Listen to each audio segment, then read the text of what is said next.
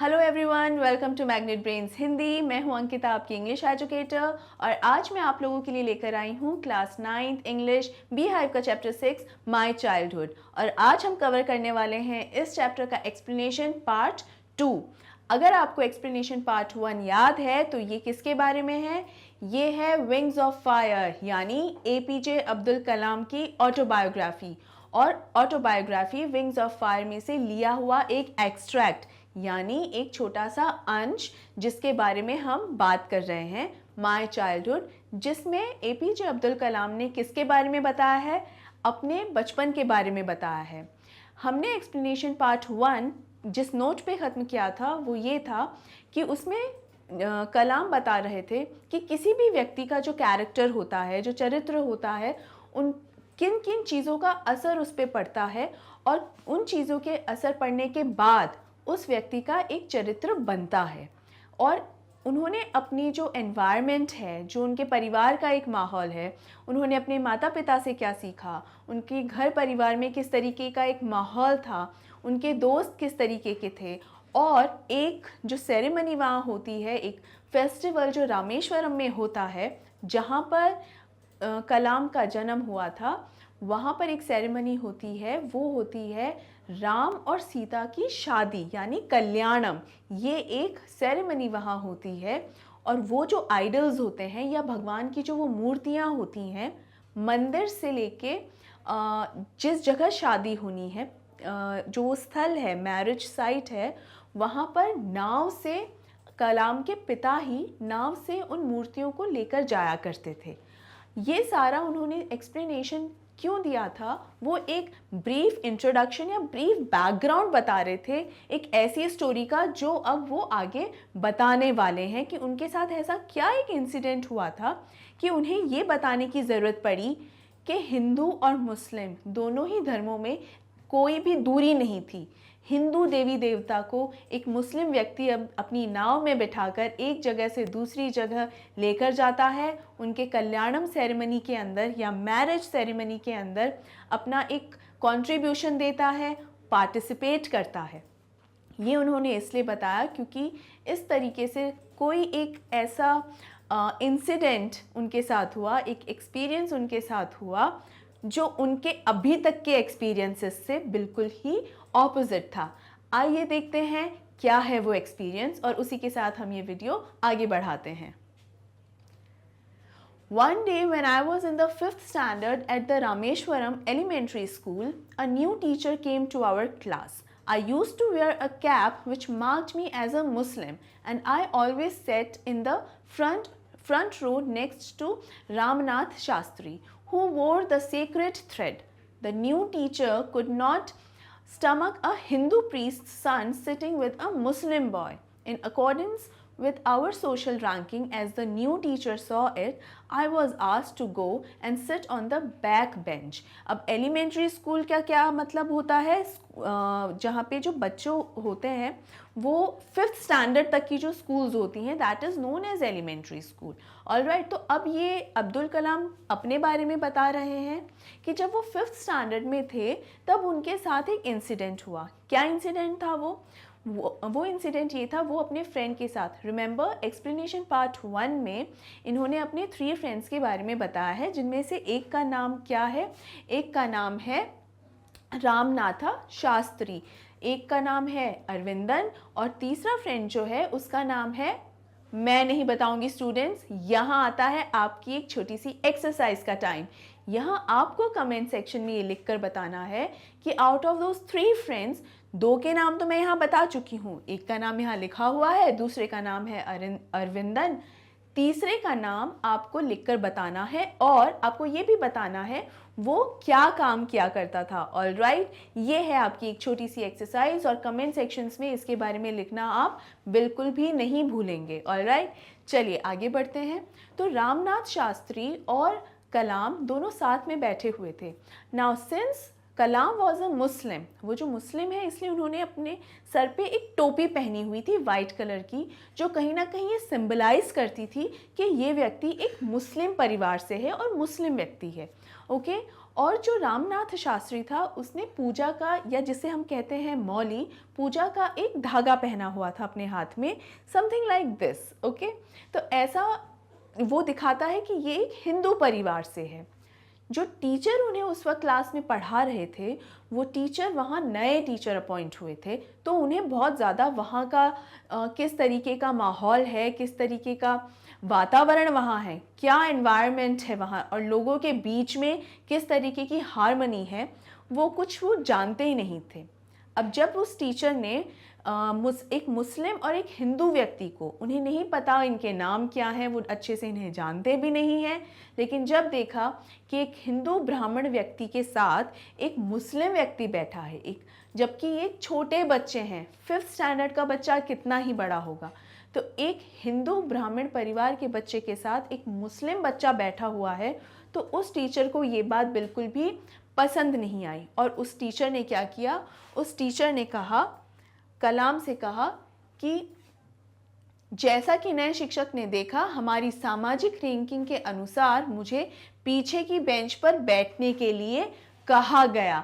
यानी दोनों लोगों को एक साथ बैठते हुए वो टीचर को बिल्कुल पसंद नहीं आया और उसने कलाम को पीछे की बेंच पर जाने के लिए कह दिया कि हिंदू ब्राह्मण रैंक में शायद आगे हैं और शायद मुस्लिम पीछे हैं। और इसी धारणा को अपने दिमाग में बना के उन्होंने ये डिसीजन ले लिया और कह दिया कलाम से कि आप पीछे वाली सीट पर जाकर बैठ जाएं, पीछे वाले बेंच पर चले जाएं। एक 5th क्लास में, 5वीं कक्षा में पढ़ने वाले बच्चे के ऊपर कैसा असर पड़ा होगा इस बात का, उसे कैसा लगा होगा, ये समझ पाना बिल्कुल भी मुश्किल नहीं है स्टूडेंट्स, क्योंकि वो बहुत छोटे बच्चे हैं और उनको ये दिखाना कि मैं इससे पीछे हूँ या मैं इसके साथ बैठने लायक नहीं हूँ, मुझे उतनी इज्जत या मान सम्मान समाज में नहीं मिलना चाहिए जितना किसी दूसरे को मिल रहा है, ये एक किस्म का टॉर्चर ही होता है इतने छोटे बच्चे के साथ। और ये उसकी साइकोलॉजी पे, उसकी मानसिकता पे कहीं ना कहीं एक अटैक है, एक घात है। इन चीज़ों का ध्यान हमेशा ही रखना चाहिए। लेकिन एक टीचर होने के बावजूद भी ये ध्यान उस टीचर ने नहीं रखा और कलाम को पीछे की बेंच पर जाकर बैठने के लिए कह दिया। अब बढ़ते हैं आगे और देखते हैं कि आगे क्या हुआ। I felt very sad, and so did Ramnath Shastri. He looked utterly downcast as I shifted to my seat in the last row. The image of him weeping when I shifted to the last row left a lasting impression on me. ये एक बहुत ही important paragraph है students, इसे एक बहुत ही important paragraph है, exam point of view से भी है और आपकी अंडरस्टैंडिंग के पॉइंट ऑफ व्यू से भी है। यहाँ ये कहा है कि कलाम अपने बारे में बोल रहे हैं कि जैसे ही उन्हें पीछे की बेंच पर जाने के लिए कह दिया, उन्हें बहुत बुरा लगा, उन्हें बहुत ही तकलीफ़ हुई इस बात की। और सेम तकलीफ़ रामनाथ शास्त्री को भी हुई। रामनाथ शास्त्री को उस समय ये महसूस नहीं हुआ कि अच्छा मैं रैंक में आगे हूँ, मैं इससे ज़्यादा महान हूँ या मुझे समाज में ज़्यादा सम्मान मिलना चाहिए। नहीं, टीचर के इस तरीके के डिसीजन के बाद भी इस तरीके की कोई फीलिंग नहीं आई रामनाथ शास्त्री में। इनफैक्ट उन्हें बहुत ही ज़्यादा बुरा लगा कि ये नहीं होना चाहिए। He looked utterly downcast as I shift. Downcast का मतलब होता है looking sad, बहुत ही ज़्यादा दुखी। और बहुत डाउनकास्ट का बेसिकली मतलब होता है चेहरा ही उतर आना। तो एकदम जैसे ही टीचर ने ये बात कही, जो रामनाथ शास्त्री हैं उनका चेहरा एकदम ही उतर गया, वो बहुत ज़्यादा दुखी हो गए। और इसीलिए जैसे ही ये पीछे की रो पर जाकर बैठे, पीछे की बेंच पर जाके कलाम बैठे, वो रोने लगे। शास्त्री जी यहाँ पर रोने लगे, कलाम नहीं रोए। कलाम को तो दुख हुआ, बहुत ज़्यादा वो दुखी थे, अपसेट थे, लेकिन उनके पीछे वाली बेंच पर चले जाने के कारण रामनाथ शास्त्री रोने लग गए। वीपिंग का मतलब स्टूडेंट्स मैंने आपको पहले भी समझाया है मेरे पिछले वीडियोस में, अभी फिर से बता देती हूँ। वीपिंग का मतलब होता है क्राइंग या रोना। तो यहाँ पे रामनाथ शास्त्री रोने लगे, उन्हें बहुत ही ज़्यादा बुरा लगा और उन्हें रोता हुआ देखकर। लास्टिंग इम्प्रेशन का क्या मतलब होता है? लास्टिंग इम्प्रेशन का मतलब होता है एक छाप छोड़ जाना दिमाग पर। तो उन्हें रोता हुआ देखकर कलाम के दिमाग में इस चीज़ की एक छाप बैठ गई कि एक मुस्लिम लड़के को उसकी जगह से हटा के पिछली बेंच पर भेज देने पर जब एक हिंदू ब्राह्मण लड़का रोता है तो ये वास्तविकता है, समाज में ये होता है। यानी भेदभाव का कहीं कोई स्थान है ही नहीं, ये सिर्फ बाहरी दुनिया का या बाहरी जिस भी वजह से ये हो, बाहरी रुकावटों के कारण ये हो रहा है। ये मुस्लिम और ये हिंदू साथ में ही बैठे हुए थे, अभी तक खुश थे बिना किसी समस्या के, लेकिन जब एक बाहरी समस्या आई, यानी एक नए टीचर के रूप में जब ये बाहरी समस्या आई, तब ये हिंदू मुस्लिम अलग हो गए और ये दिखाया जा रहा है कि आगे कौन है और पीछे कौन है। चलिए अब आगे बढ़ते हैं। ये है इसका हिंदी अनुवाद कि मुझे बहुत दुख हुआ और रामनाथ शास्त्री को भी। जैसे ही मैं आखिरी पंक्ति में अपनी सीट पर गया वह बिल्कुल उदास लग रहा था, और जब मैं आखिरी पंक्ति में शिफ्ट हुआ या वहाँ बैठ गया तो उनके रोने की छवि ने मुझ पर अमिट छाप छोड़ दी। ऐसी छाप छोड़ देना जो कभी भी अब हिल नहीं सकती, अचूक छाप। तो वो छाप इनके दिमाग में रह गई और उन्हें ये भी समझ में आया कि भले ही हम अलग अलग बेंचेस पे आज बैठे हैं, लेकिन हम कितने ही ज़्यादा कनेक्टेड हैं, कितने ही ज़्यादा जुड़े हुए हैं। चलिए अब आगे बढ़ते हैं। After school, we went home and told our respective parents about the incident. Lakshman Shastri summoned the teacher and in our presence told the teacher that he should not spread the poison of social inequality and communal intolerance in the minds of innocent children. He bluntly asked the teacher to either apologize or quit the school and the island. यहाँ पर एक बहुत ही strong ये stanza है, बहुत ही strong paragraph है ये, कि एक बहुत ही बढ़िया डिसीजन यहाँ लिया गया है। यहाँ कहा जा रहा है कि जैसे ही स्कूल ख़त्म हुआ, ये सब बच्चे घर चले गए और अपने अपने माता पिता को, रिस्पेक्टिव का मतलब क्या हुआ, अपने अपने, यानी किसी की भी एक तरफ डायरेक्शन करके ये एक चीज़ बताना, अपने अपने। तो कलाम ने अपने माता पिता को ये बात बताई, शास्त्री ने अपने माता पिता को ये बात बताई, और उसके बाद जब ये जैसे ही पता चला तो जो लक्ष्मण शास्त्री हैं, लक्ष्मण शास्त्री कौन है यहाँ, रामनाथ शास्त्री के पिता। तो लक्ष्मण शास्त्री काम क्या करते हैं स्टूडेंट्स? अगर आपको एक्सप्लेनेशन पार्ट 1 का अच्छे से याद है तो आपको पता होगा कि ये रामेश्वरम टेम्पल में पुजारी का काम करते हैं, यानी ये एक बहुत ही प्रतिष्ठित व्यक्ति हैं। जैसे ही लक्ष्मण शास्त्री को इसके बारे में पता चला, उन्होंने टीचर को उसी वक्त बात करी। उसी वक्त बात करके क्या कहते हैं कि and in our presence told the teacher that he should not spread the poison of social inequality. समन का मतलब बेसिकली होता है एक तरीके का न्योता भिजवाना। अब ये इनविटेशन किसी भी इवेंट वाला इनविटेशन नहीं है, ये बुलावा एक किस्म का सवाल जवाब पूछने के लिए, जिस तरीके से हम बुलाते हैं कि उसे बुलाओ, मुझे उससे ये सवाल जवाब करना है। जिस तरीके का डिसीजन या जिस तरीके की हरकत इस नए टीचर ने की थी, वो कोई मामूली सी बात नहीं थी। जब लक्ष्मण शास्त्री को इस बारे में पता चला तो उन्हें बिल्कुल भी पसंद नहीं आया, और इसीलिए उन्होंने क्या किया, इस टीचर को हाथों हाथ बुलवाया और उनसे ये कहा, बच्चों की मौजूदगी में ये कहा, ऐसा नहीं कि अलग थलग, उन्हीं बच्चों की, कलाम और शास्त्री, इन सभी बच्चों की मौजूदगी में उस टीचर से ये कहा कि आपको इस तरीके का जहर बच्चों के दिमाग में नहीं डालना चाहिए। He should not spread the poison of social inequality, यानी किस तरीके का जहर बच्चों के दिमाग में नहीं डालना चाहिए। सबसे पहला तो सोशल इनइक्वालिटी। इनइक्वालिटी का मतलब क्या होता है, बराबरी ना समझना, ठीक है, और समानता ना होना।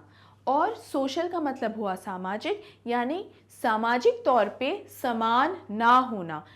ये बताता है कि आपने हिंदू और मुस्लिम में कितना भेदभाव किया है, कि एक को आपने बेहतर बताया है और दूसरे को आपने कमतर, जबकि ऐसा नहीं है, ये दोनों बराबर हैं। तो आप इनइक्वालिटी मत फैलाइए, इक्वालिटी या समानता फैलाइए, क्योंकि इनइक्वालिटी फैलाना एक तरीके का जहर फैलाने जैसा है।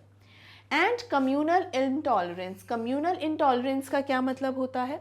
कम्यूनल इंटॉलरेंस का मतलब होता है not able to accept the differences of people from different communities, यानी कम्युनल का ये मतलब, कम्युनल का तो अर्थ हुआ कि जो सभी धर्म हैं वो एक साथ रह रहे हैं, कि बहुत ही कम्युनल एरिया है या बहुत ही कम्युनल रीजन है। इसका मतलब अलग अलग कम्युनिटीज़, अलग अलग धर्म के, जाति के लोग एक साथ खुशी खुशी रह रहे हैं।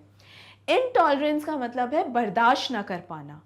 जब अलग अलग धर्म और जाति के लोग एक साथ रह रहे हैं और उन्हें एक साथ रहने नहीं दिया जा रहा है या नहीं रह पा रहे हैं किसी भी वजह से, तो उसे कहा जाता है कम्युनल इंटॉलरेंस। यानी इस चीज़ को एक्सेप्ट नहीं कर पाना, इस चीज़ को अपना नहीं पाना कि अलग अलग जाति, समाज और अलग अलग धर्म के लोग एक जगह इकट्ठे राजी खुशी रह रहे हों। He bluntly asked the teacher to either apologize or quit the school and the island. Bluntly का मतलब साफ तौर से एकदम कह दिया, ये सोचे बिना कि सुनने वाले को कैसा लग रहा है। तो एकदम साफ तौर पे ये कह दिया कि या तो आप अपोलोजाइज करें। अपोलोजाइज का मतलब होता है क्षमा मांगना या मुआफ़ी मांगना। तो या तो आप क्षमा मांगे, आप सॉरी कहें। किसको सॉरी बोलना है यहाँ पे? बच्चों को। अब बच्चों से आपको माफ़ी मांगनी चाहिए, क्षमा मांगनी चाहिए कि आपने उनके साथ इस तरीके का दुर्व्यवहार किया, you misbehave with those kids.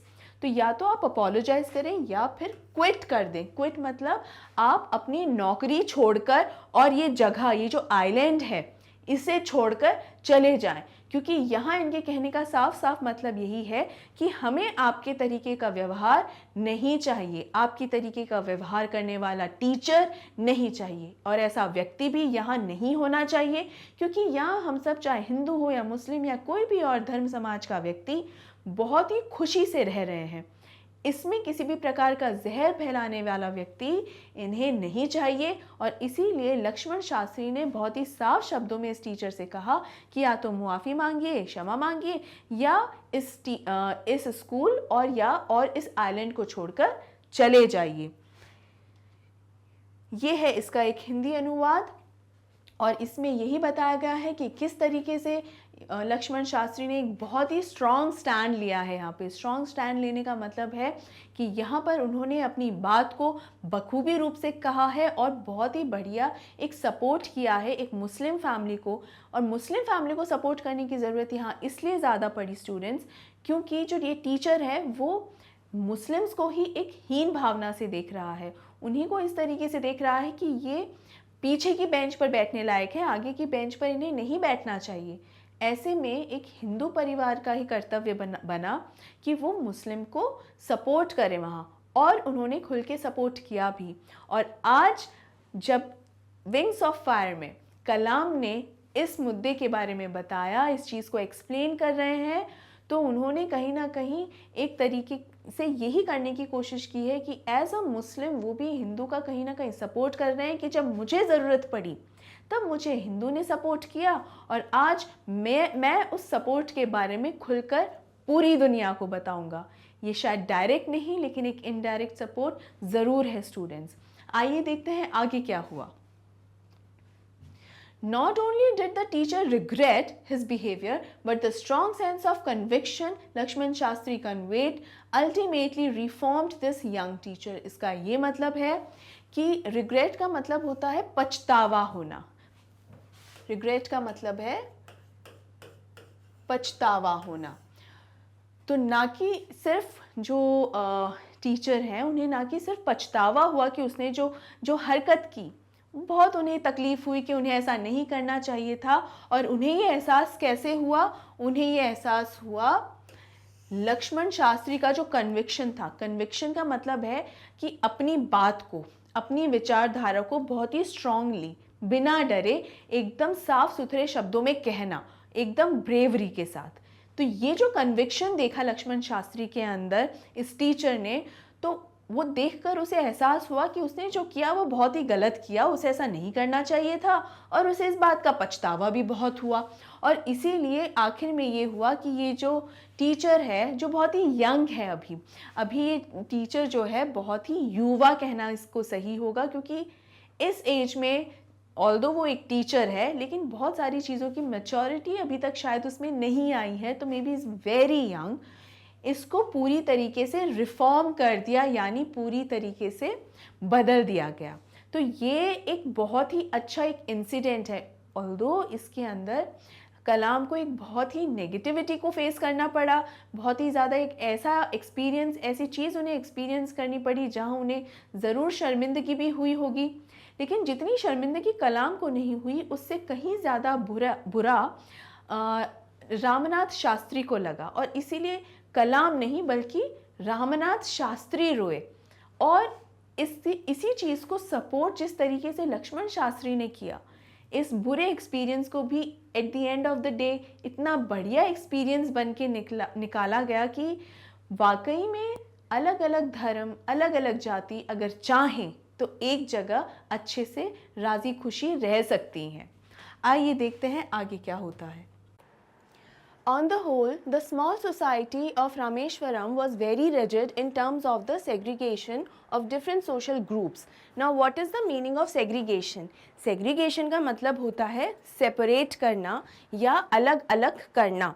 अगर हम इस सोसाइटी की जहाँ तक बात कर रहे हैं तो सोसाइटी में अलग अलग जाति, अलग अलग धर्म के लोग रहते हैं, तो उन्हीं को ही अलग अलग तबकों में बांट देना या अलग अलग हिस्सों में उनको बांट देना, वही मतलब है यहाँ सेग्रीगेशन का।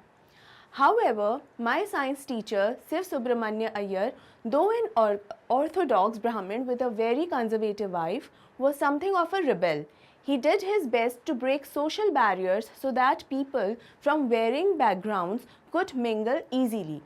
इसका ये मतलब है कि रामेश्वरम की जो सोसाइटी थी, वहाँ का जो समाज था, वो बहुत ही कुछ चीज़ों में लेकर बहुत ज़्यादा रिजिड था। रिजिड का मतलब होता है एकदम कठोर, रिजिड का मतलब है कठोर, तो वो बहुत ही ज़्यादा कठोर था किस चीज़ को लेके, जो भी समाज में जितने भी धर्म जाति के लोग रह रहे हैं उनको एकदम अलग अलग विभाग में रखने में बहुत कठोर था कि अगर ये लोग इस धर्म के हैं या इस जाति के हैं तो वो यहाँ हैं और हम लोग यहाँ हैं, यानी किसी भी तरीके का मेल जोल बहुत ज़्यादा नहीं था, बहुत ज़्यादा रिजिड थे इस मामले में वहाँ के लोग।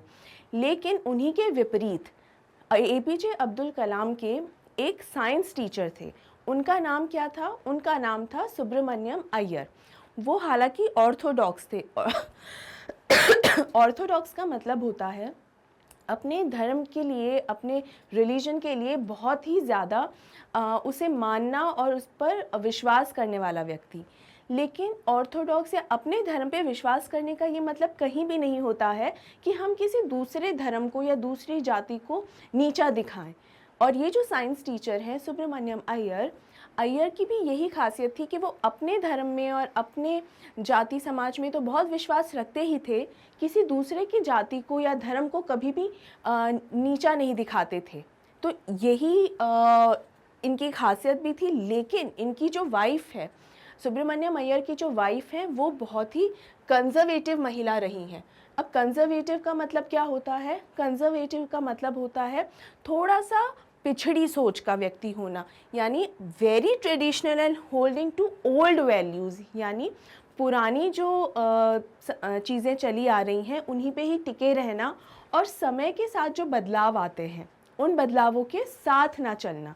तो इस तरीके की महिला थी सुब्रमण्यम अय्यर की जो वाइफ है वो लेकिन जो सुब्रमण्यम अय्यर है, जो साइंस टीचर हैं,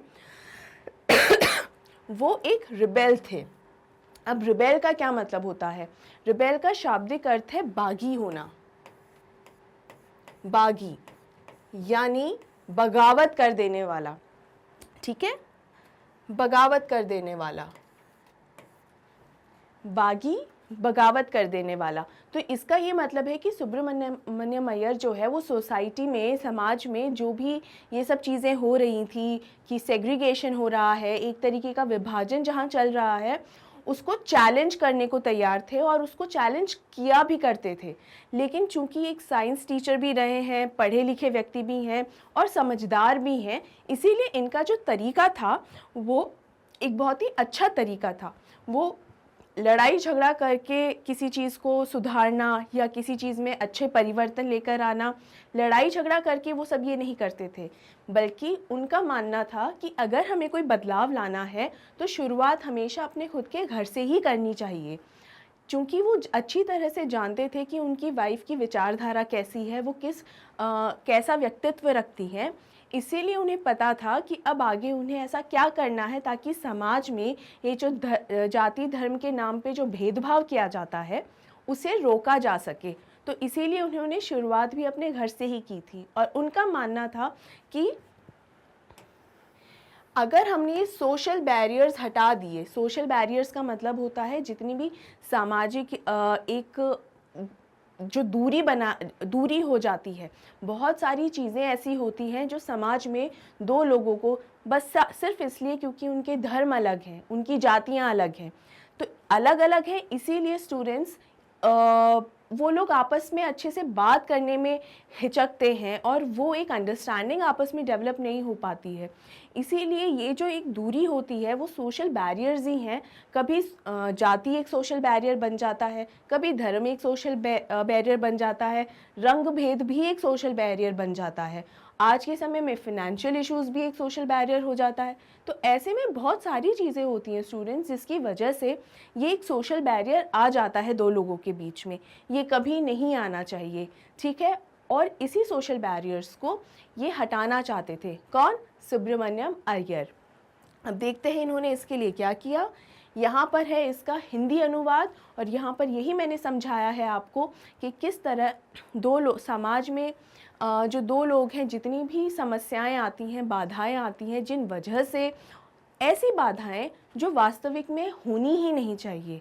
जैसे रंग भेद है तो हर व्यक्ति का अपना एक अलग रंग होता है, किसी का थोड़ा साफ है या किसी का थोड़ा सांवला रंग है, तो कौन सा बेहतर है और कौन सा कमतर है, इसके आधार पे किसी भी तरीके की फ्रेंडशिप ये नहीं होती है कि अगर तुम ज़्यादा गोरे हो तो ज़्यादा अच्छी फ्रेंडशिप होगी या ज़्यादा सांवले हो तो ज़्यादा अच्छी फ्रेंडशिप होगी।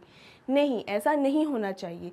इसीलिए ऐसी चीज़ें, ऐसी समस्याएं समाज का हिस्सा होनी ही नहीं चाहिए और इसी आधार को अपने दिमाग में रखते हुए सुब्रमण्यम अय्यर ने एक कदम उठाया, अपने घर से ही उसकी शुरुआत की। देखती है वो क्या होता। He used to spend hours with me and would say, Kalam, I want you to develop so that you are on par with the highly educated people of the big cities. अब रामेश्वरम की जो society है वो तो बहुत ही साधारण सा समाज है।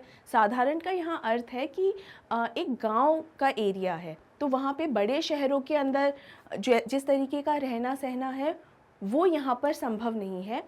लेकिन जो कलाम है वो बहुत ही इंटेलिजेंट रहे हैं। देखिए, पढ़ाई में वैसे वो बहुत अच्छे ग्रेड्स आना नहीं, लेकिन उनका दिमाग हमेशा से तेज़ रहा है और यही सुब्रमण्यम अय्यर ने उनके बारे में समझ लिया है कि कलाम का दिमाग बहुत ही तेज़ है। इसीलिए वो कलाम को पसंद भी बहुत करते थे और हमेशा उसे एनकरेज करने की कोशिश करते थे। He always use to encourage Kalam that you should work hard so that you can go to big cities for better developments and all. तो इसका ये मतलब है, ये जो साइंस टीचर हैं सुब्रमण्यम अय्यर, ये हमेशा कलाम को बहुत प्रोत्साहन देते थे बहुत प्रोत्साहन देते थे और हमेशा उन्हें समझाते थे कि अगर आप मेहनत करोगे और अगर आप इसी तरीके से मेहनत करके मुमकिन है कि आप बड़े शहरों तक जा सको, ताकि आपका जो और भी इम्प्रूवमेंट हो सके, क्योंकि तुम्हारा दिमाग तेज़ है। तो इससे क्या होगा? इससे ये होगा कि तुम बड़े शहरों के उच्च शिक्षित लोगों के बराबर हो जाओगे। ऐसा नहीं है कि जो गांव खेड़ों के लोग हैं वो बहुत ज़्यादा शिक्षित नहीं कहलाते। अर्थ ये है कि गांव में उतना एक्सपोजर या उतनी अपॉर्चुनिटीज़ नहीं मिलती, उतने मौके नहीं मिलते जितने शहरों में मिल सकते हैं। और कलाम जो हैं वो इतने शार्प माइंडेड हैं कि उन्हें ये मौके मिलने चाहिए, उन्हें ये सारी अपॉर्चुनिटीज़ मिलने का अधिकार है। तो यदि वो शहर जाएंगे तो वहाँ के जो बड़े बड़े समझदार इंटेलिजेंट लोग हैं, इंटेलिजेंट माइंड्स जो हैं, उनके साथ उन्हें काम करने का भी मौका मिलेगा, सीखने का, समझने का भी मौका मिलेगा और वो उनके बराबर भी हो पाएंगे। तो यहाँ कलाम ने ही बताया है कि मेरे साइंस टीचर सुब्रमण्यम अय्यर मुझे बहुत प्रोत्साहन देते थे। One day, he invited me to his home for a meal. His wife was horrified at the idea of a Muslim boy being invited to dine in her ritually pure kitchen. She refused to serve me in her kitchen. Shiv Subramaniam Iyer was not perturbed, nor did he get angry with his wife, but instead served me with his own hands and sat down beside me to eat his meal. His wife watched us from behind the kitchen door. इसका ये मतलब है कि एक दिन अब सुब्रमण्यम अय्यर जो हैं वो कलाम को बहुत ही पसंद करते थे. वो घंटों बिताते थे कलाम को समझाने में कि तुम्हें इस तरीके से मेहनत करनी चाहिए, उसे प्रोत्साहन देने में बहुत समय बिताते थे. एक दिन उन्होंने कलाम को अपने घर पर न्योता दिया कि मेरे घर पे आके डिनर करो, मेरे घर पे आके खाना खाओ. अब हमने क्या पढ़ा है कि सुब्रमण्यम अय्यर की जो वाइफ हैं वो बहुत ही कंजर्वेटिव हैं, यानी बहुत ही ओल्ड वैल्यूज़ और बहुत ज़्यादा पुराने ख्यालातों की वो महिला हैं. वो एक ब्राह्मण है, सुब्रमण्यम अय्यर एक ब्राह्मण है. और ये जो वाइफ हैं, उन्होंने, ये जो महिला है, उनके दिमाग में जो सबसे पहली चीज़ आई वो ये कि मेरी ये जो रसोई है मेरा जो किचन है वो कितना प्योर है, वो और रिचुअली प्योर है. रिचुअली का मतलब क्या है? रिचुअल्स बेसिकली क्या होते हैं? रिचुअल्स होते हैं रिलीजियस एक्शंस परफॉर्म्ड, यानी बहुत ही ज़्यादा धार्मिक जितनी भी एक्शंस होते हैं ना, यानी कोई भी क्रिया होती है, धार्मिक क्रियाएं जितनी भी होती हैं, उनके मुताबिक सुब्रमण्यम अय्यर का घर था और उनकी जो किचन थी, जो उनकी रसोई थी, वो भी बहुत ज़्यादा उसके अंदर यही मान के चला जाता है कि साफ़ सुथरा रखना और मंदिर तुल्य उस किचन को समझना कि वहाँ पर बिना चप्पल पहने आप आ नहीं सकते, आपको चप्पल हटा के नंगे पैरी उसमें आना पड़ेगा, वरना जो किचन है वो अशुद्ध हो जाएगी. तो बहुत ही ज़्यादा धार्मिक क्रियाएं थी यहाँ पे, तो इन्हें बिल्कुल पसंद नहीं आया जो सुब्रमण्यम अय्यर की जो वाइफ हैं.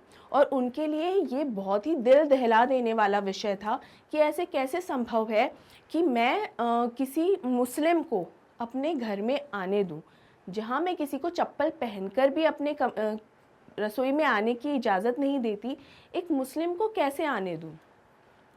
She refuse to serve me in her kitchen. Kalam बोलते हैं कि मुझे उन्होंने अपने किचन में आने ही नहीं दिया और अपने किचन में सर्व करने से मना कर दिया. सर्व करने का मतलब होता है खाना परोसना, तो खाना परोसने से ही मना कर दिया. अब यहाँ हम, ये हिंदी एक्सप्लेनेशन है, हम इससे पढ़ते हैं कि एक दिन उन्होंने मुझे अपने घर भोजन पर आमंत्रित किया. उनकी पत्नी इस विचार से भयभीत हो गई कि एक मुस्लिम लड़के को उनकी पवित्र रसोई में भोजन के लिए आमंत्रित किया गया था. उसने मुझे अपनी रसोई में खाना परोसने से मना कर दिया. अब आप सोचिए कि किसी को आप बहुत ही अच्छे से खुश होकर अपनी घर पे खाना खाने के लिए बुलाएं और आपके पेरेंट्स या आपकी मदर उन्हें खाना परोसने से मना कर दे कि मैं तो इसे खाना नहीं परोसूं, तो वो आपके लिए कितना एम्बैरसिंग हो जाए. तो यहाँ पर सुब्रमण्यम अय्यर के लिए भी बहुत एम्बैरसिंग, बहुत ही शर्मिंदगी भरा ये हो गया था. लेकिन स्टूडेंट्स, उनका तो जो एक नियति थी, जो इंटेंशन था सुब्रमण्यम अय्यर का, वो कुछ और ही था. और वो ये था कि अपनी बीवी की इस हरकत को देखकर वो बिल्कुल भी पर्टर्ब्ड नहीं हुए. ये देखिए, द वर्ड इज़ पर्टर्ब्ड, इसका मतलब है ज़रा सा भी डिस्टर्ब नहीं होना और बिल्कुल भी गुस्सा नहीं हुए वो, बल्कि वो जो रिलैक्स जैसे पहले थे, काम थे, वैसे ही वो अभी रहे. ऐसा क्यों हुआ? ऐसा इसलिए हुआ क्योंकि सुब्रमण्यम अय्यर पहले से ही जानते थे कि उनकी जो वाइफ है वो किस तरीके से बिहेव करेगी. वो अपने वाइफ को अच्छे से जानते थे, उनका रवैया या उनकी क्या विचारधारा है अच्छे से जानते थे. ये जानते पूछते भी उन्होंने एक मुस्लिम लड़के को खाने पर बुलाया, तो ये तो संभव नहीं है कि वो ये सोचकर बैठ जाएंगे कि मेरी वाइफ कुछ भी नहीं करेगी. उन्हें पता था कि उनकी वाइफ कुछ ना कुछ ज़रूर करेगी और शायद वो बहुत ही ज़्यादा शर्मिंदापूर्ण भी होगा, बहुत एम्बैरसिंग भी होगा. स्टिल ही इन्वाइटेड कलाम. उसका कारण ये था, अब यहाँ पर वो बिल्कुल भी ना तो डिस्टर्ब हुए, ना ज़रा से भी गुस्सा हुए, बल्कि उन्होंने क्या किया, उन्होंने खुद कलाम को सर्व करना शुरू कर दिया. He started serving Kalam himself. तो उन्होंने खुद ही अपने हाथों से कलाम को खाना परोसने लगा. बल्कि उन्होंने मुझे अपने हाथों से परोसा और खाना खाने के लिए मेरे पास बैठ गए। उनकी पत्नी हमें रसोई के दरवाजे के पीछे से देखती रही। यानी यहाँ पर जो सुब्रमण्यम अय्यर की जो वाइफ हैं वो किचन से बाहर नहीं निकली, वो किचन के अंदर ही रही और किचन के किवाड़ के पीछे से यानी दरवाजे के पीछे से छुप छुप कर देखती रही कि हो क्या रहा है। उन्होंने तो मना कर दिया, मैं इसे खाना नहीं परोसूंगी, लेकिन जब उन्होंने देखा कि उनके खुद के हस्बैंड ही खाना परोस रहे हैं तो उसके लिए ये बहुत ही ज़्यादा एक सरप्राइजिंग सीन था। शॉकिंग कहना ज़्यादा सही होगा कि उसके सुब्रमण्यम अय्यर की वाइफ के लिए ये नज़ारा बहुत ही ज़्यादा शॉकिंग था, क्योंकि वो बहुत ही ज़्यादा कंजर्वेटिव पर्सन थी। देखते हैं आगे क्या होता है। I wondered whether she had observed any difference in the way I ate rice, drank water or cleaned the floor after the meal. इसका ये मतलब है, कलाम कह रहे हैं कि मैं ये सोच रहा था कि वो देख क्या रही हैं, इतना घूर घूर के क्या समझने की कोशिश कर रही हैं। क्या वो ये देख रही हैं कि मैं जिस तरीके से चावल खाता हूँ, जिस तरीके से पानी पीता हूँ, या जिस तरीके से खाना खाने के बाद मैंने जो फ्लोर है, जो फ़र्श है, उसे साफ़ किया। देखिए यहाँ पर फ़र्श पर बैठकर आलती पालती मार के खाना खाने का ही रिवाज होता है। तो जब उन्होंने खाना खाया तो वो यही सोच रहे थे कलाम, अपनी ऑटोबायोग्राफी है तो वो मैं करके ही बात कर रहे हैं, तो बोलते हैं कि मैं सोच रहा था कि वो वाइफ वहाँ किवाड़ के पीछे छुप के हमें क्यों देख रही है, क्या ऑब्ज़र्व करने की या क्या परखने की कोशिश कर रही हैं। क्या वो ये देख रही हैं कि मेरे चावल खाने का तरीका कुछ अलग है, या ये देख रही हैं कि मैं जिस तरीके से पानी पी रहा हूँ वो कुछ अलग है, या मैंने खाना खा के जिस तरीके से फ़र्श साफ़ किया है उसमें कुछ डिफरेंस है। ऐसा क्या है जो वो देख रही हैं। When I was leaving his house, Shiv Subramanya Iyer invited me to join him for dinner again the next weekend. यानी जब मैं अब्दुल कलाम जब खाना खा के घर से जाने लगा तो उनके साइंस टीचर सुब्रमण्यम अय्यर ने उन्हें फिर से रोक कर कहा कि अगले वीकेंड भी तुम मेरे घर खाना खाने आना। वीकेंड क्या होता है स्टूडेंट्स? सैटरडे संडेज, मतलब हफ्ते का अंत।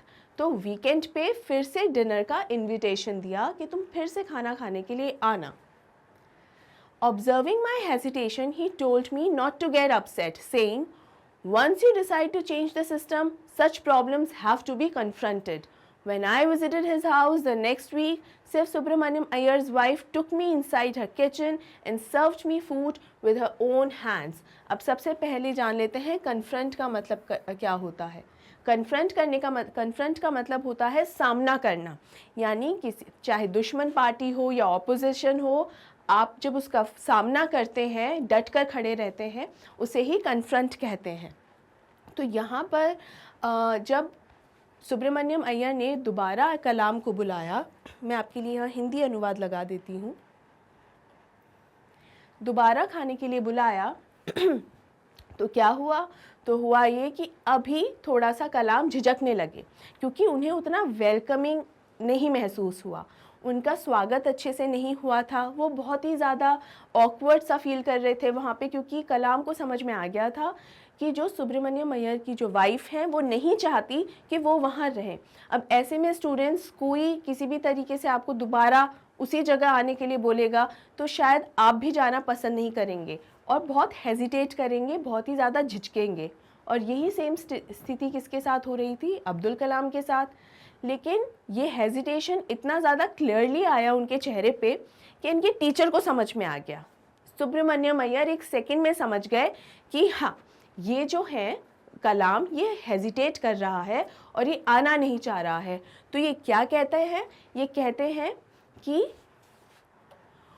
once you decide to change the system, such problems have to be confronted. अगर आप एक बार इस बात का निर्णय लें कि आपको जो सिस्टम है, जो सदियों से चला आया है समाज में, अगर आपको उसे बदलना है, आपको किसी तरीके का एक बेहतर बदलाव लेकर आना है, तो इस तरीके की समस्याओं का तो सामना करना ही पड़ेगा। इस तरीके की समस्याओं का सामना करना ही पड़ेगा। यानी यहाँ पर कौन सी समस्याओं की बात कर रहे हैं ये बात कर रहे हैं उन्हीं सोशल बैरियर्स की जो हमारे समाज में हैं और कहीं ना कहीं आज भी देखने को मिलते हैं। स्टूडेंट्स, यहाँ पर आपके लिए एक छोटा सा होमवर्क है कि ऐसे कौन कौन से सोशल बैरियर्स हैं जो आज भी हमें समाज में देखने को मिल जाते हैं, जिसके आधार पर हम भेदभाव करते हैं। और ये हर जगह होता है, चाहे हम स्कूल कॉलेज में हों, चाहे घर पे ही हों, कि समाज में हो, फ्रेंड्स के साथ खेल कूद क्यों ना रहे हों, बहुत सारी चीज़ें हैं छोटी छोटी। तो आप बताएंगे कि वो ऐसी कौन सी चीज़ें आज भी हैं जिसके आधार पे हमें ये भेदभाव देखने को मिल जाता है। यहाँ पर किस भेदभाव की बात हो रही है? धर्म को लेकर, कि सुब्रमण्यम अय्यर और उनका परिवार ब्राह्मण है और उन्होंने अपने घर पर एक मुस्लिम लड़के को न्योता दिया है खाना खाने का। सुब्रमण्यम अय्यर की वाइफ इतनी कंजर्वेटिव हैं कि अपनी रसोई को साफ़ सुथरा रखती हैं और एकदम धार्मिक तौर पे उसको संभाल के रखती हैं। पूजा तुल्य या मंदिर तुल्य जगह है उनके लिए उनकी रसोई। वहाँ पर एक मुस्लिम लड़का जब खाना खाने के लिए आता है तो ये उन्हें बिल्कुल पसंद नहीं आता और इसीलिए वो उसको अपनी किचन में आने तक नहीं देती हैं। इसीलिए कलाम को बहुत ही अटपटा लगता है उनके घर में। लेकिन जब उन्हें दोबारा आने का न्योता दिया जाता है तब उन्हें ये समझाया जाता है सुब्रमण्यम अय्यर के द्वारा कि इन समस्याओं का सामना तो करना ही होगा। कैसे एक ही सेकंड में तुम्हें ओवरनाइट ये चेंज आ जाएगा, एक ही सेकंड में ये बदलाव कैसे आ जाएगा कि तुम्हें बुला लिया जाए या किचन में एंट्री दे दी जाए। इसलिए आप ज़रूर आइए। और आगे क्या होता है? जब मैं अगले सप्ताह उनके घर गया तो शिव सुब्रमण्यम अय्यर की पत्नी मुझे अपनी रसोई के अंदर ले गई और अपने हाथों से मुझे खाना परोसा। यानी एक ही हफ्ते में उन्हें क्या बदलाव देखने को मिला कि जहां उस मुस्लिम लड़के को सुब्रमण्यम अय्यर की वाइफ अपनी किचन में एंटर तक नहीं होने दे रही थी, आज ना ही सिर्फ उन्होंने उसे अच्छे से स्वागत किया बल्कि अपने हाथों से ही उसे खाना भी परोसा और खाना खिलाया। Then the Second World War was over and India's freedom was imminent। देखिए यहाँ पर अब वो दूसरे टॉपिक के बारे में बात करने लग गए हैं। जब इस बदलाव के बारे में बात करी और जब उन्होंने ये खाने पीने को लेकर या सोशल बैरियर्स के बारे में जब बात कर रहे थे तो वो बदलाव सुब्रमण्यम की वाइफ में इसीलिए आया था क्योंकि जो घर का मुखिया होता है जब वो कोई काम करने लगता है तभी जो बाकी लोग होते हैं धीरे धीरे उस चीज़ को समझ पाते हैं। हम अगर मोबाइल फ़ोन यूज़ कर रहे हों तो हम हमारे बच्चों को नहीं बोल सकते कि फ़ोन यूज़ मत करो, गलत है। अगर हमें उन्हें कुछ चीज़ सिखानी है तो सबसे पहले खुद में वो बदलाव लाना ज़रूरी होता है। उसी तरह स्टूडेंट्स, जो सुब्रमण्यम अय्यर ने किया वो देखकर कहीं ना कहीं इनकी जो वाइफ हैं उन्हें भी बुरा लगा कि उसने जो हरकत की वो ठीक नहीं की और उसकी इस हरकत के बावजूद भी कोई कुछ होने वाला नहीं है, दोबारा फिर से ये मुस्लिम लड़का इनके घर आएगा।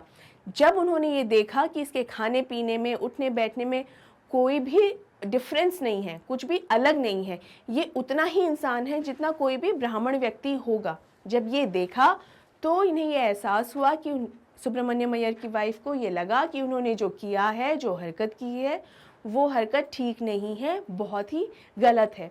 ये इंसिडेंट कलाम की लाइफ का एक बहुत ही बेहतरीन इंसिडेंट रहा है।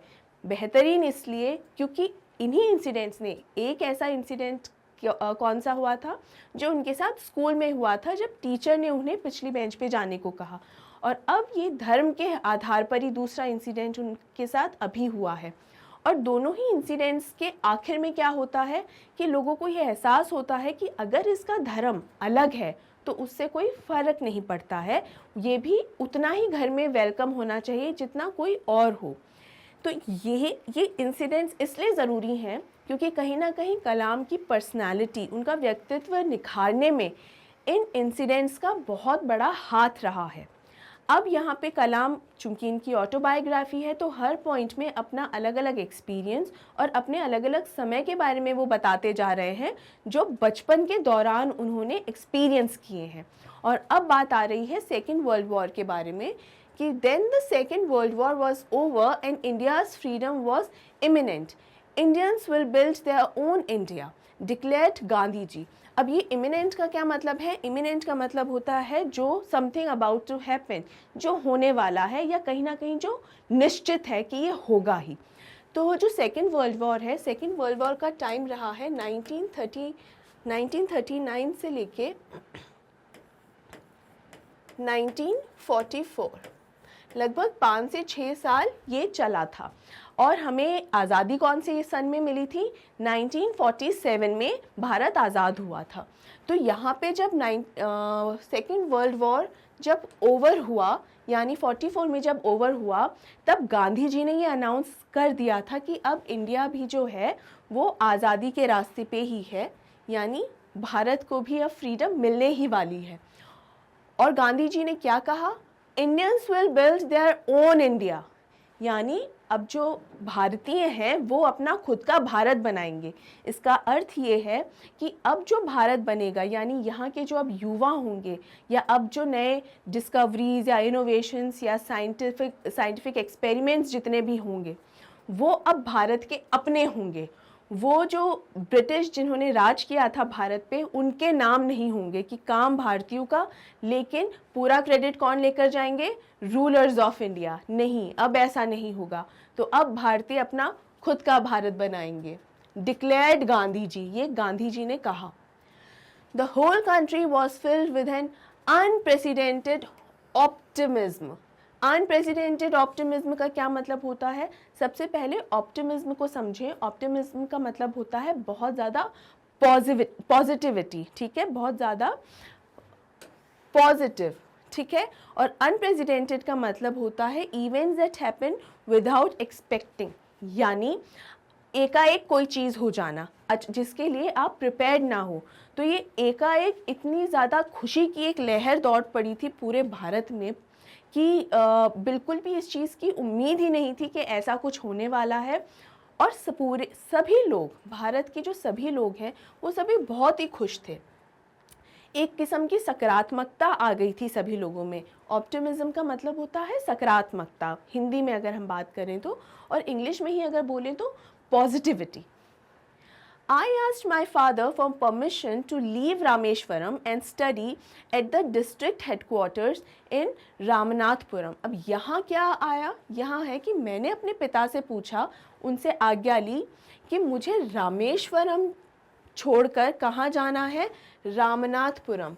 क्यों? क्योंकि मुझे अपनी पढ़ाई आगे करनी है। वो ज़्यादा बेहतर पढ़ाई के लिए वो आगे पढ़ना चाहते थे और इसीलिए उन्होंने अपने पिता से पूछा कि क्या वो रामनाथ डिस्ट्रिक्ट जा सकते हैं।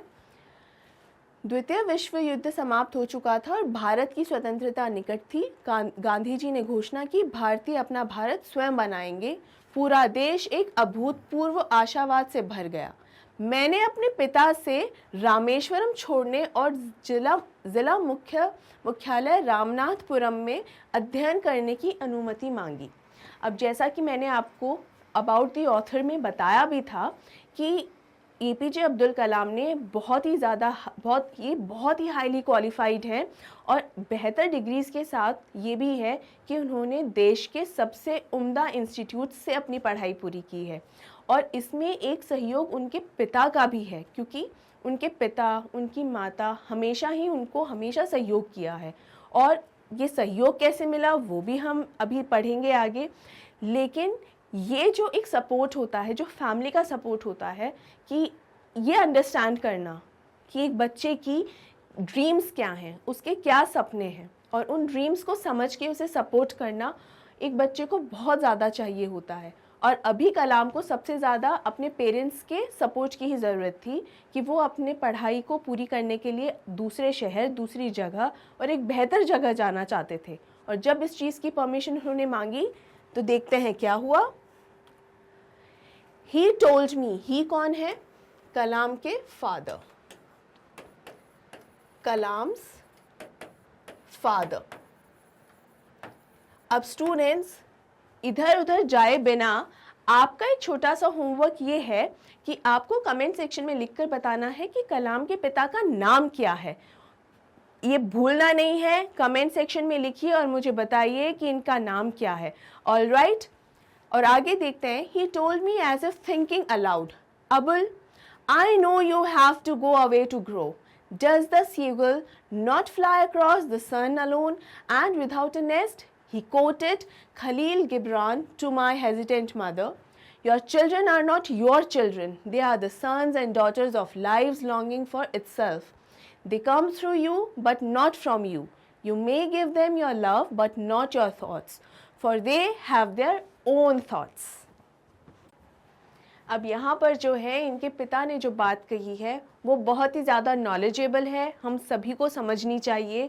और उसी के साथ साथ ये भी समझना ज़रूरी है कि मैंने इस एक्सप्लेनेशन के शुरुआत में आपको बताया था पार्ट 1 में कि इनके जो पिता हैं, कलाम के जो पिता हैं, वो कोई फॉर्मल एजुकेशन उन्हें नहीं मिली है, वो स्कूल कॉलेजेस में नहीं गए हैं, उनके पास ऐसी कोई ऑफिशियल डिग्रीज़ नहीं है, लेकिन बहुत ही समझदार इंसान है वो। और उन्होंने यहाँ पर अपनी समझ का परिचय भी दिया है कि किस तरीके से वो कलाम की बात का, इस सवाल का जवाब दे रहे हैं। सवाल क्या था कि क्या मैं पढ़ने के लिए बाहर जा सकता हूँ, रामनाथपुरम डिस्ट्रिक्ट में जा सकता हूँ। तो यहाँ पर इनके पिता क्या कहते हैं? इनके पिता कहते हैं कि Abul, I know you have to go away to grow. मुझे पता है कि तुम्हें अगर आगे बढ़ना है, तरक्की करनी है, तो तुम्हें यहाँ से बाहर निकलना ही होगा। सिर्फ यहीं रह के तुम उतनी तरक्की नहीं कर सकते हो जितनी ज़रूरत है।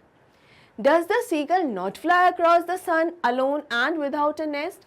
अब seagull क्या है? Seagull basically गर्ल बर्ड्स होती हैं। और ये कौन सी बर्ड्स हैं? ये बर्ड्स एक तरीके की माइग्रेटरी बर्ड्स होती हैं। अब माइग्रेटरी का मतलब क्या होता है? एक जगह से दूसरी जगह जाना। माइग्रेटरी बर्ड्स वो बर्ड्स होती हैं जो एक जगह से दूसरी जगह जाती हैं और यूजुअली ये पानी के करीब रहती हैं। और पानी भी कौन सा? ओशियन वाटर, ठीक है, ओशियन वाटर्स, समुद्री पानी जो होता है। तो यानी ये एक महासागर से दूसरे महासागर तक जाने की भी क्षमता रखती हैं। तो अगर यहाँ पे जो कलाम के पिता हैं, इनका नाम लिखना मत भूलिएगा कमेंट सेक्शन में, तो यहाँ पर वो यही कह रहे हैं बेसिकली कि जैसे सीगल एक बर्ड है जो एक जगह से दूसरी जगह जाती है, तो ओशियंस यानी इतने बड़े बड़े महासागर को जब उसे क्रॉस करना पड़ता है, तो क्या वो अपने घर के बिना, यानी जो नेस्ट है वो नेस्ट छोड़ना नहीं पड़ता।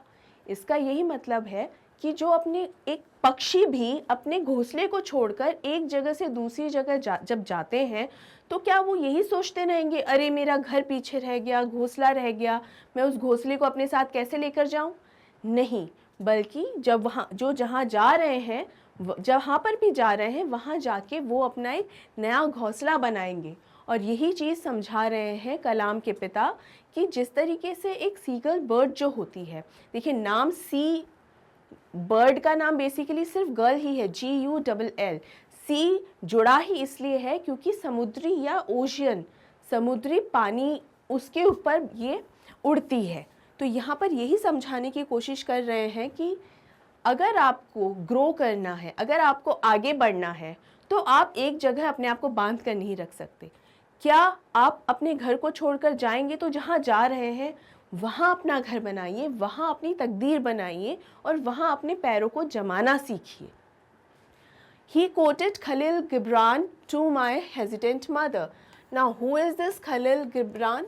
ये एक Lebanese American writer and poet हैं। Lebanese, LEBANESE, Lebanese American poet and writer. और ये बहुत ही उम्दा लिखा करते थे, बहुत ही बढ़िया लिखा करते थे।